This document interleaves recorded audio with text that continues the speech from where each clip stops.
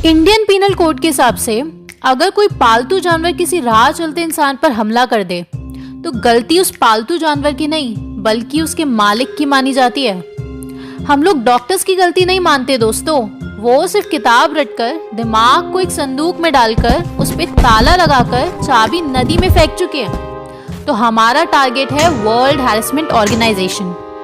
आप सब रिलैक्स होकर पॉपकॉर्न का पैकेट लेकर बैठ जाओ, क्योंकि आज वेस्टर्न मेडिकल साइंस जड़ से खत्म होने वाली है, क्योंकि वो बेस्ड है रैंडमाइज्ड कंट्रोल ट्रायल्स पर। हर वैक्स बेस्ड है आरसीटी पर, और आरसीटी के बिना एक भी नई दवाई मार्केट में नहीं आ सकती। और ये आरसीटी पूरी तरह गलतियों से भरा है, बिल्कुल बकवास है।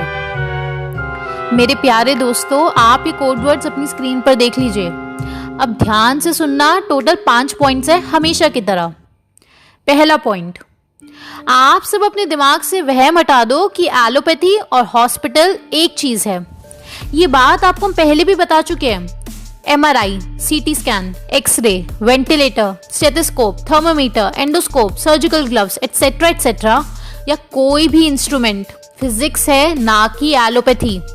हॉस्पिटल्स में बस इनकी एप्लीकेशन है।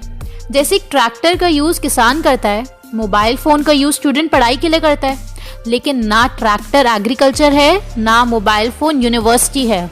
मोबाइल फोन इलेक्ट्रॉनिक्स है। वैसे ही वो सारे इंस्ट्रूमेंट या डिवाइसेस जो आप हॉस्पिटल में देखते हो वो फिजिक्स है, ना कि एलोपैथी। अगर आयुर्वेद और नेचुरोपैथी के हॉस्पिटल्स बनाए जाएं तो ये सारे इंस्ट्रूमेंट्स उनमें भी यूज होंगे। ठीक है, सिंपल।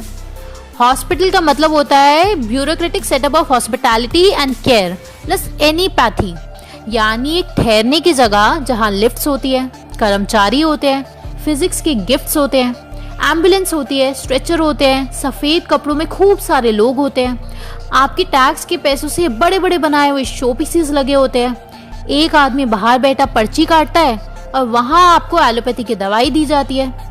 और ये दवाई अगर आयुर्वेदिक हो तो आयुर्वेदिक हॉस्पिटल, सिर्फ डाइट के चेंजेस करके इलाज हो तो नेचुरोपैथी हॉस्पिटल, दवाई होम्योपैथी हो तो होम्योपैथिक हॉस्पिटल। लेकिन सरकार बनाना नहीं चाहती आयुर्वेदिक हॉस्पिटल्स, क्योंकि फार्मा सेक्टर रैंक 1 है लॉबिंग में, और पैसा सरकार को फार्मा सेक्टर से ही मिलता है, वरना आज रेड जैसे लोग वर्ल्ड लीडर होते। सरकार चलती है पैसे से, ना कि आप लोगों के स्वस्थ होने से। ये बात आप लोग दिमाग में छाप लो। तो अब हम हॉस्पिटल्स की नहीं बल्कि एलोपैथिक मेडिसिन की बात कर रहे हैं। Okay, done. ये एलोपैथी दवाइयाँ या वैक्स को मार्केट में उतारने के लिए 3 फेजेस के ट्रायल से गुजरना पड़ता है। आप लोगों को ये सब पता ही चल चुका होगा अभी तक, पहले भी हम बता चुके हैं। तो सीधा चलते हैं फेज 3 ट्रायल्स पर। फेज 3 ट्रायल्स में करीब 1000 से 10,000 लोगों पर टेस्टिंग करनी होती है। आप लोग फेज 3 ट्रायल्स का नंबर याद रख लो। कितनों पर होगी टेस्टिंग? FDA ने कहा है 1000 से 10,000 तक। अब इसके बाद मार्केट में उतर जाती है दवाई, और फिर लोगों को ये दवाई दे देकर एक्सपेरिमेंट्स किए जाते हैं। इस मार्केट वाले एक्सपेरिमेंट्स को फेज 4 का नाम दिया जाता है। ठीक है। सेकेंड पॉइंट, FDA का मानना है कि रैंडमाइज कंट्रोल ट्रायल्स में यानी RCT में 10,000 लोगों पे जो चीज अप्लाई होती है वो पूरी दुनिया पर अप्लाई करना सही है। जी हाँ, सही सुना आपने, ये है पूरी इनकी एलोपैथी की औकात। टेस्टिंग हुई 10,000 पर और अप्लाई किया उसके बाद 7 बिलियन पर, यानी इनका T0 रेशियो है 7 लाख। ठीक, 10,000 का नंबर दिया ना, 10,000 काफी है। तो वर्ल्ड हैरेसमेंट ऑर्गेनाइजेशन वालों, चुपचाप ये सुनो। आप इस सीरो सर्विस की लिस्ट देख सकते हैं जो पूरे देश के कोने कोने में हो रहे हैं। आप पॉज करके देखिए कि कितने ज्यादा लोगों ने ऑलरेडी एंटीबॉडीज डेवलप कर ली हैं। और एलोपैथी वाले लोग कहते हैं कि अगर 40 से 50% पॉपुलेशन डेवलप कर ले तो बढ़िया है। लेकिन हम इन एलोपैथी वालों का नंबर क्यों सुने? ये खुद को ही झूठा साबित करेंगे आगे, देखते जाओ। और भी बहुत सारे हैं सर्विस, पर फिलहाल इतने ही काफी है। आप लोगों को नंबर याद है ना, 10,000। तीसरा पॉइंट, इन 7 सर्वे को मिला दे और वेटेड एवरेज निकाले तो टोटल 79,067 लोगों की टेस्टिंग हुई। इनमें रिजल्ट आया कि 19,390 लोगों को यानी 24.5% को ऑलरेडी कवर होकर ठीक हो चुका है। ठीक, अब एलोपैथी वाले सिर्फ 10,000 लोगों पर टेस्टिंग करके अपनी वैक्स या दवाई 7 बिलियन पर थोप देते हैं। सिर्फ 10,000 लोगों पर किया टेस्ट और अप्लाई कर दिया 7 बिलियन पर, और इनका टी नॉट रेशियो है 7 लाख।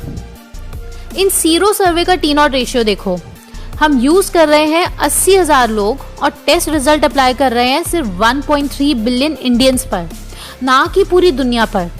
यानी हमारा टी नॉट रेशियो है सिर्फ 16,250 और इन एलोपैथिक दवाइयों का है 7 लाख, जो कि बिल्कुल बकवास है।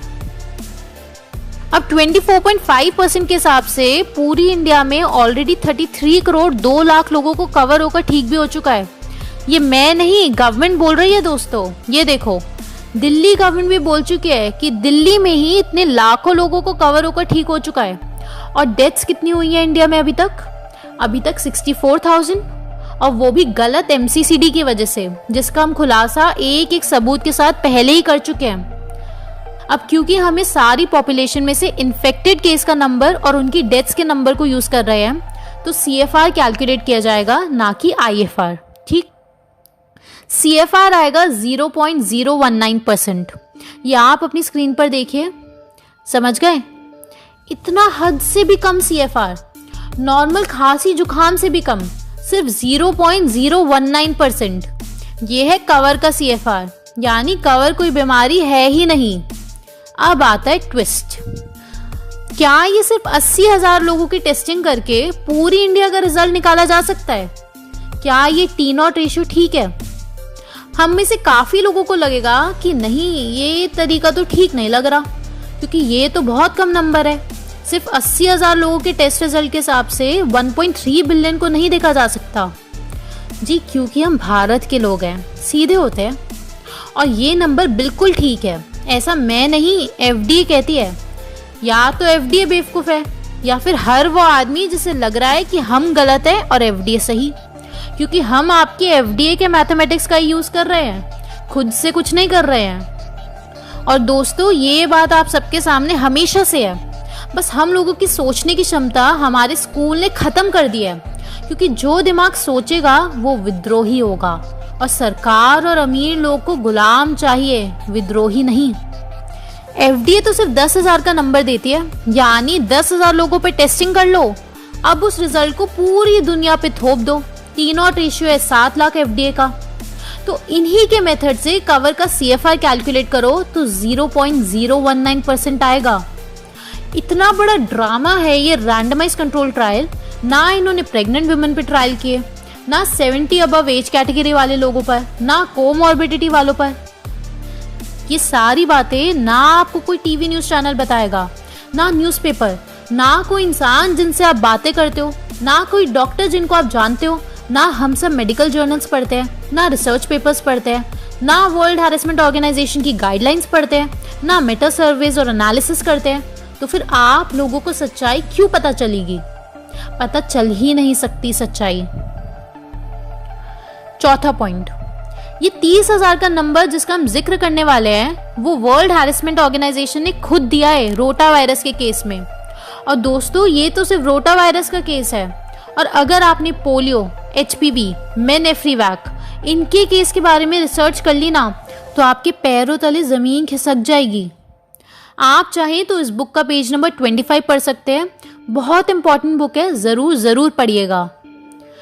तुम्हारी वैक्स और दवाई एक बारी को तब लॉजिकल या ठीक हो सकती थी जब तुम कम से कम 30,000 लोग अबव 70 एज कैटेगरी वालों पर ट्रायल करो, उसके बाद कम से कम 30,000 अबव 70 एज कैटेगरी जिन्हें कवर ऑलरेडी है उन पर ट्रायल्स करो, कि ऑलरेडी जो बुजुर्ग और बीमार है कवर से, तो वो वैक्स से मरेंगे तो नहीं, क्योंकि वैक्स में वही वायरस इनएक्टिवेट करके डाला जाता है।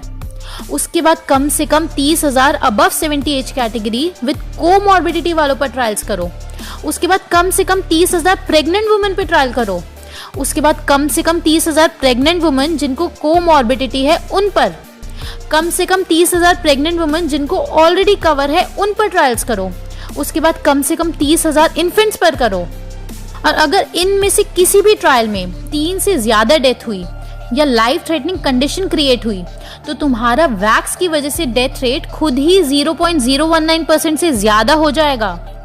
रोटा वायरस में ये हुआ था दोस्तों, कि फेज 3 ट्रायल्स पास करने के बाद भी जो फाइनल वैक्स बनी उसको अगर पूरी इंडिया पे लगा दिया जाता तो 1,30,000 लोगों को तो डायरेक्ट वैक्स की वजह से ही जानलेवा बीमारियां हो जाती, जिसे वैक्स डिराइव डिजीजेस कहा जाता है। और ठीक ऐसा ही कवर की वैक्स का भी केस बन रहा है कि खुद कवर से तो 0.019% लोग मर रहे हैं, लेकिन कवर की वैक्स से इससे बहुत ज्यादा लोग मर सकते हैं या उन्हें कोई लाइफ थ्रेटनिंग डिजीज हो सकती है। जब तुमने ट्रायल्स ही नहीं करे तो तुम्हें कहां से पता चलेगा कि अगर अबव 70 एज को इनएक्टिवेटेड वैक्स लगाया जाएगा तो वो मरेगा या नहीं, या साइड इफेक्ट्स नहीं होंगे? कैसे पता चलेगा कि बच्चों को साइड इफेक्ट्स नहीं होंगे, प्रेग्नेंट वुमेन को साइड इफेक्ट्स नहीं होंगे, ऑलरेडी जिन्हें कवर है उन्हें साइड इफेक्ट्स नहीं होंगे? कैसे पता? अगर इतना बड़ा तुक्का जिसका टी नॉट रेशियो 7 लाख है, अगर तुम बस 10,000 लोगों पर, वो भी हेल्दी और जवान, उन पर टेस्ट करके लगा रहे हो, यानी तुम्हारे 10,000 नंबर की लिमिट सही है, तो एग्जैक्टली सेम उसी कैलकुलेशन से कवर का CFR 0.019% है। क्योंकि भैया हमने कुछ नहीं करा, तुमने ही बोला कि 10,000 लोगों की टेस्टिंग इज सफिशिएंट। अब जब 0.019% है CFR, तो वैक्स बना क्यों रहे हो? और सबसे बड़ा मूर्ख वो जो वेट कर रहा है जहर का। आप लोग एक बार अपनी जिंदगी के सिर्फ 5-6 दिन लगाओ और रिसर्च करो तो सही। अगर सिर्फ 80,000 लोगों के सीरो सर्वे से पूरी इंडिया का CFR नहीं निकल सकता, तो तुम 10,000 से पूरी दुनिया के लिए वैक्स नहीं बना सकते। क्योंकि दुनिया में ना ब्लड ग्रुप एक है, ना रेसेस एक है, ना सबकी बीमारियां एक है। इनफैक्ट कॉकॉशियंस के ब्रेन का साइज भी डिफरेंट है इंडिया के लोगों से। तो सिर्फ 10,000 लोगों पर टेस्टिंग करके दवाई बनाना मंद बुद्धि बनाए। और इतना ज्यादा टी नॉट रेशियो का मतलब तुम्हारी आज तक की एलोपैथी की हिस्ट्री सिर्फ अंधविश्वास है, झूठ है। इसलिए तुम्हारे पास किसी भी बीमारी का कोई इलाज नहीं है, सीधा ऑपरेशन कर दो बस। Diabetes, blood pressure, cancer, baldness तक का इलाज नहीं है। 5th पॉइंट, क्या किसी ने कैंसर वालों पर ये वैक्स की टेस्टिंग की है? हाई ब्लड प्रेशर वालों पर की है? एड्स वालों पर की है टेस्टिंग? डायबिटीज वालों पर की है टेस्टिंग? टीबी वालों पर की है टेस्टिंग? मलेरिया, चिकनगुनिया, डेंगू वालों पर, pneumonia, hepatitis, whooping cough, yellow fever, tetanus, diphtheria वालों पर की है टेस्टिंग? बोलो। या बुजुर्ग पर या प्रेग्नेंट वुमेन पर की है? ये एलोपैथी की दुनिया में करना संभव ही नहीं है, क्योंकि इनकी दवाई जहरीली होती है। जहर का धंधा करते हैं ये लोग। तो इतने सारे लोगों पर फेज 3 में कर ही नहीं सकते ये लोग टेस्ट। आधी से ज्यादा दवाइयां तो इन्हें मार्केट में उतरने के बाद सालों बाद वापस ले लेनी पड़ती है। जब खबरें आती है दुनिया भर से मौतों की, जैसे गार्डेसिल के साथ हुआ था और जैसे अफ्रीका में हर साल होता है। नफरत करते हैं अफ्रीका के लोग ब्लैक और उसकी वैक्स से। वहां के लोगों का जीवन नर्क है, नर्क। खुद इनकी गाइडलाइंस में लिखा होता है कि फेज 3 ट्रायल सिर्फ हेल्दी लोगों पर किए जाते हैं, ना वीक इम्यूनिटी वालों पर, ना बीमारों पर, ना बुजुर्ग और ना प्रेग्नेंट पर। और ये सारी बातें दुनिया भर में लोगों को समझ आ रही है और हर जगह भयंकर प्रोटेस्ट हो रही है। Germany, Italy, Spain, England, Ireland, Canada, USA और पूरा का पूरा अफ्रीका। कंक्लूजन में वर्ल्ड हैरेसमेंट ऑर्गेनाइजेशन वालों और सारे एलोपैथी डॉक्टर्स और आजकल के भारत के लोग जो अंग्रेजी दवाइयों की गुलाम है, उनसे पूछना चाहती हूँ, सिर्फ 10,000 लोगों पर टेस्टिंग करके पूरी दुनिया पर ये जहर थोपने का अधिकार भगवान से लेकर आए हो या खुद को भगवान समझते हो? अगर तुम्हारे ये 10,000 का नंबर सफिशिएंट है तो तुमने खुद ही साबित कर दिया कि तुम्हारी इस झूठी बीमारी का CFR सिर्फ 0.019% है। अब बोलो, है कोई जवाब? हमारे देश में 80,000 लोगों पर हुए सीरो सर्वे का उदाहरण ले तो 24.5% को कवर होकर ठीक भी हो चुका है। यानी तुम्हारे मेथड से पूरी इंडिया में 33 करोड़ 2 लाख को इस वक्त कवर हो रखा है या ठीक हो चुका है जवाब? कभी भी नहीं हो सकता इसका कोई जवाब, क्योंकि एलोपैथी सिर्फ 200 साल पुरानी है, छोटा सा बच्चा है। और हमारी ट्रेडिशनल मेडिसिन हजारों सालों से है। हमने अपने सालों साल के अनुभव से सीखा है, ना कि तुम्हारे इस बकवास RCT से जो सिर्फ 10,000 पे किया जाता है, क्योंकि उससे ज्यादा करने की औकात नहीं। क्योंकि अगर इससे ज्यादा पर किया तो दुनिया भर में तुम अपनी बेवकूफी से लाशें बिछा दोगे। हमारे यहाँ नेचुरोपैथी है जिसमें दवाई की जरूरत ही नहीं, और दवाइयाँ हैं तो आयुर्वेद जैसी जो कुदरत से बनती है। इस बकवास फेज 3 ट्रायल के बाद वैक्स मार्केट में आती है और हम सब बस एक्सपेरिमेंट्स होते हैं। जैसे इन्होंने HPV वैक्स गार्डेसिल के साथ किया, रोटा वायरस वैक्स के साथ किया, पोलियो वैक्स के साथ किया। अफ्रीका में हर साल होता है, बच्चों को भुगतना पड़ता है और औरतों से उनके माँ बनने का अधिकार छिन जाता है। इन सब पर हमने वीडियोस बनाई हुई है। आप में से जिन्होंने हमसे पहले से दोस्ती की हुई है वो जानते हैं कि क्या क्या होता है। तो जो भी नए दोस्त बने हैं हमारे, वो चाहें तो पिछली वीडियोस देख सकते हैं या फिर खुद सच्चे दिल से और गहराई से रिसर्च कर सकते हैं। ये है हकीकत रैंडमाइज कंट्रोल ट्रायल्स और फेज 3 ट्रायल्स की, जिसके बिना एक भी मेडिसिन या वैक्स मार्केट में नहीं आ सकती।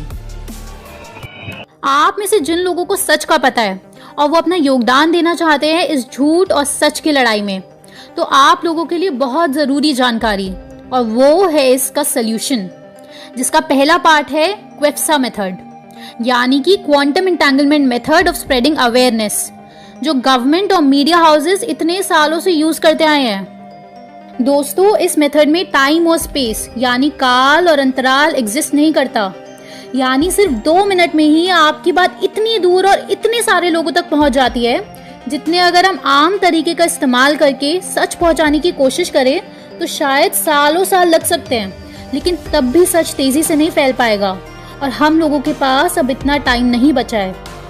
देश पूरा खत्म होता जा रहा है, पूरा मिटने लगा है और वापस गुलाम बनते जा रहा है। इसलिए हमें क्वेफ्सा मेथड यूज करना है। ये एग्जैक्टली क्वांटम एंटेंगलमेंट के प्रिंसिपल से इंस्पायर्ड है। अब ध्यान से सुनिए क्वेफ्सा मेथड में क्या करना है। इसमें आप सबको 2 ग्रुप्स में बंटना है। आप लोग खुद डिसाइड करो कि कौन से ग्रुप में आप फिट हो और बेटर परफॉर्म कर सकोगे। ग्रुप 1, जो लोग अपना YouTube चैनल बनाएंगे। ग्रुप 2, जो लोग किसी कारण से अपना चैनल नहीं बना सकते तो उन्हें वीडियो शेयरिंग करनी है। ग्रुप 1 के लोगों को ये वाला टेलीग्राम ग्रुप ज्वाइन करना है, टीम लाइफस्टाइल क्वेफ्सा। ग्रुप 2 के लोगों को ये वाला टेलीग्राम ग्रुप ज्वाइन करना है, टीम लाइफस्टाइल। ठीक है, अब पहले ग्रुप के लोगों का काम बहुत ही ज्यादा आसान है। आप सोचेंगे कि चैनल कैसे बनाएं और वीडियो कहां से डालेंगे, तो दोस्तों आप बिल्कुल चिंता ना करें, हमारी रिसर्च टीम है ना। आपको सिंपल से हमारी जो भी वीडियो यूज करनी है, चाहे पूरी की पूरी करनी है, आप हमारी वीडियोस अपने चैनल पर अपलोड कर दो, खुलेआम कर दो। हम किसी को भी कभी भी कॉपीराइट स्ट्राइक नहीं करेंगे। आप ऐसे समझिए कि यह आपकी अपनी वीडियो है, हमारे नाम से करनी है या अपने नाम से, जो भी करना है करो, बस शुरू करो। हम ये मेहनत कर ही सच के लिए रहे हैं, आपके लिए कर रहे हैं, और हमारी ताकत आप लोग ही हो। आप लोग, आपको बस अपने चैनल पर अपलोड करनी है। और जो लोग इस वक्त मेरी आवाज किसी दूसरे चैनल से सुन रहे हैं, आपको भी ये वीडियो अपने चैनल पर अपलोड करनी है। हम कोई भी कॉपीराइट स्ट्राइक नहीं करेंगे। सिंपल सा YouTube चैनल खोलिए, कोई पिक्चर, थंबनेल, टैग्स कुछ भी लगाना जरूरी नहीं है। आप लोग जो अभी ये वीडियो इतनी आगे तक देख चुके हैं, तो समझे आप लोग ऑलरेडी हिस्सा बन चुके हैं इस क्वेफ्सा मेथड का।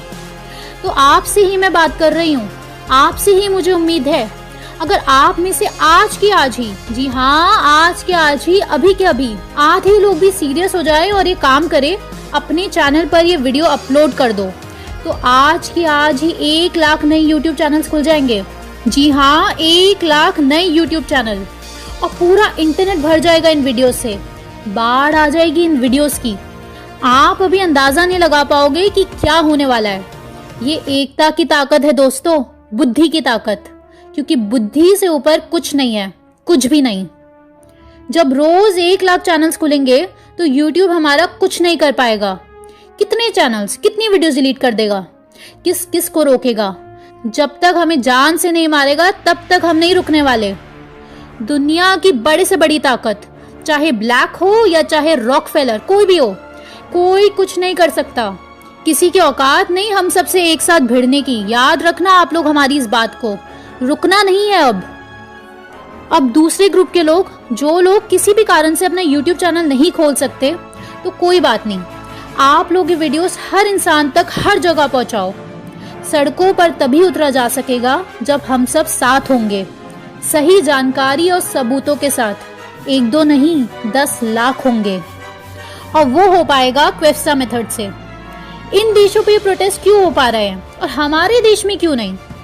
सोचो, क्योंकि हमारे देश के लोगों पर हकीकत नहीं पहुंच पा रही है, क्योंकि मीडिया और यूट्यूब पूरी ताकत लगा चुके हैं इन वीडियोस को डिलीट करने में और खबरें छुपाने में। लेकिन हमारी आवाज कभी नहीं दब सकेगी, क्योंकि हम सबके साथ भगवान है, सच है। आप लोग हमारी ये बात याद रखना, ना कर तू फरिश्तों का इंतजार। इंसानियत सालों से ये करके थक चुकी है। दुनिया बदलने के लिए मैं और तू ही काफी है, क्योंकि अब हद हो चुकी है। सत्यमेव जयते।